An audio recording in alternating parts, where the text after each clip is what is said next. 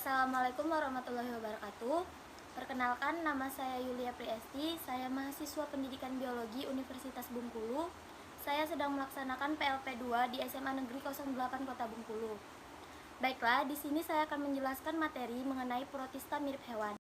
Adapun kompetensi dasar dari protista mirip hewan ini ialah menerapkan prinsip klasifikasi untuk menggolongkan protista berdasarkan ciri-ciri umum, kelas, dan perannya dalam kehidupan melalui pengamatan secara teliti dan sistematis. Adapun indikator yang harus dicapai dalam pembelajaran ini ialah yang pertama, siswa dapat mengidentifikasi ciri-ciri umum protista mirip hewan.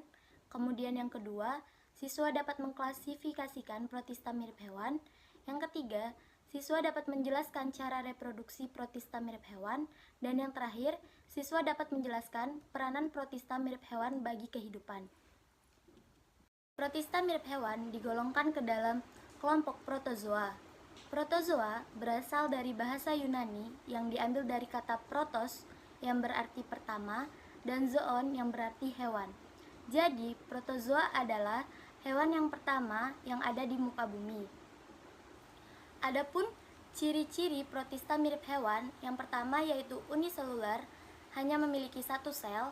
Kemudian yang kedua eukariotik, telah memiliki membran inti. Yang ketiga bentuknya bervariasi, misalnya seperti berbentuk lonjong, menyerupai bola, memanjang, dan sebagainya. Kemudian yang keempat, dapat bergerak secara aktif. Hal ini dikarenakan protozoa memiliki alat gerak yang berupa kaki semu, bulu cambuk, rambut getar, dan ada juga yang tidak memiliki alat gerak. Kemudian yang kelima, heterotrof. Heterotrof ini protozoa tidak dapat menyusun makanannya sendiri, sehingga membutuhkan organisme lain untuk menyusun makanannya. Misalnya seperti protozoa memperoleh makanan dari bakteri atau protista lainnya. Kemudian, protozoa memiliki ukuran 5-100 mikron. Selanjutnya, protozoa dapat hidup di habitat yang di tempat lembab dan bebas di perairan.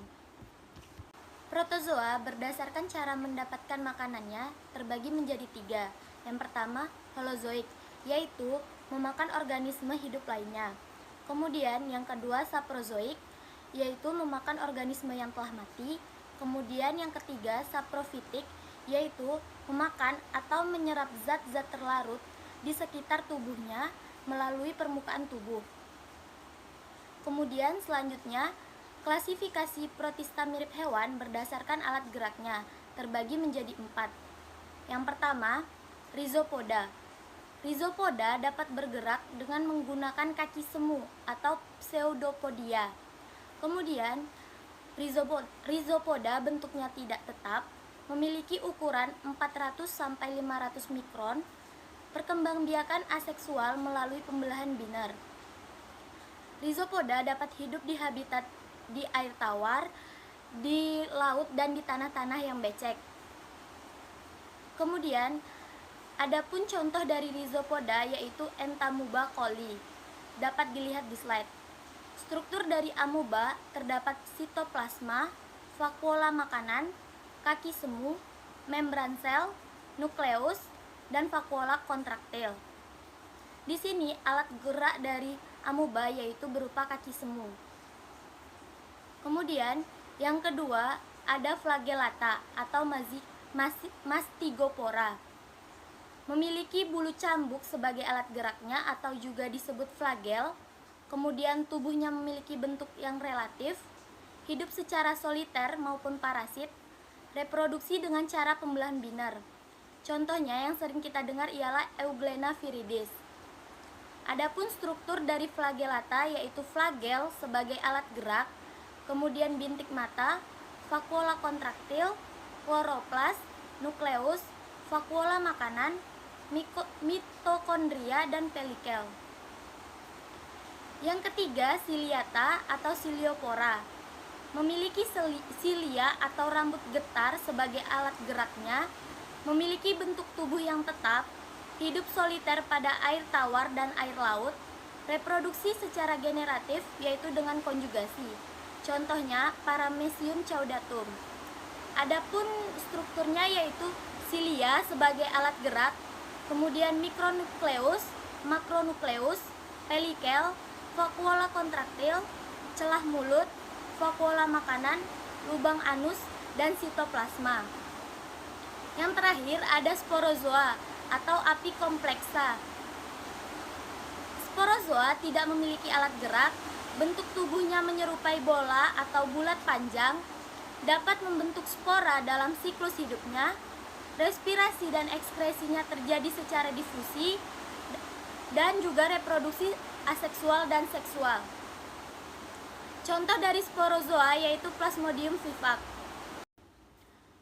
Selanjutnya, kita akan membahas mengenai reproduksi protista mirip hewan. Reproduksi pada protista mirip hewan ini terbagi menjadi dua. Yang pertama, reproduksi aseksual atau juga pembelahan binar. Pembelahan binar ini dilakukan ketika saat lokasi atau lingkungan mendukung. Pembelahan binar dari satu sel menjadi dua sel dan juga seterusnya. Dapat dilihat di slide bahwa awalnya terjadi pemanjangan proses kromosom. Setelah itu kromosom diduplikasi, selanjutnya terbentuk sekat pembatas sehingga pertumbuhan sel berlanjut. Kemudian setelah itu sel membelah menjadi dua sel sehingga terdapat dua sel anakan yang baru. Contohnya pada Euglena. Yang kedua yaitu reproduksi seksual. Reproduksi seksual dilakukan dengan cara konjugasi. Konjugasi ini dilakukan pada saat kondisi lingkungan sedang tidak menguntungkan. Contohnya pada Paramecium. Pertama, dapat kita lihat pada gambar di slide. Pertama itu, dua Paramecium saling berdekatan dan membentuk jembatan konjugasi. Sehingga jembatan konjugasi ini digunakan untuk pertukaran mikronukleus. Kemudian mikronukleus berjumlah 4 dan kromosom berjumlah 1 dikarenakan proses meiosis. Proses meiosis adalah proses pembelahan yang menghasilkan 4 sel anakan dan menyebabkan berkurangnya setengah kromosom dari induk. Kemudian setelah itu 3 dari 4 luruh dan satunya melalui proses mitosis sehingga menjadi 2. Kemudian setelah itu terjadi pertukaran antara mikronukleus yang satu dengan mikronukleus yang lainnya. Tahap selanjutnya terjadi fertilisasi sehingga jumlah kromosom menjadi 2 atau diploid. Setelah itu terjadi kembali tahap mitosis sebanyak 3 kali sehingga menghasilkan 8 anakan. Dari 8 anakan ini, 4 anakan menjadi mikronukleus dan 4 anakan yang lain menjadi makronukleus.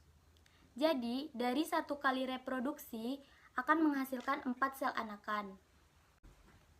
Pada materi selanjutnya yaitu peranan protozoa dalam kehidupan. Peranan protozoa ini ada peranan yang merugikan dan peranan yang menguntungkan. Peranan yang menguntungkan yang pertama yaitu zooplankton di ekosistem perairan berguna sebagai makanan ikan dan arthropoda air.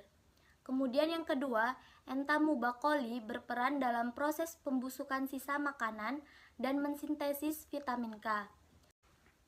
Selanjutnya, Paramecium digunakan sebagai organisme indikator terjadinya pencemaran air oleh zat organik.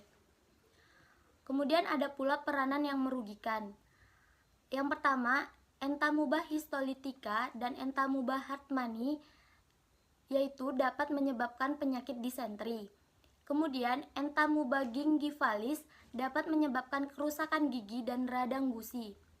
Kemudian Plasmodium malaria menyebabkan penyakit malaria kuartana. Yang keempat, Plasmodium vivax menyebabkan penyakit malaria tertiana.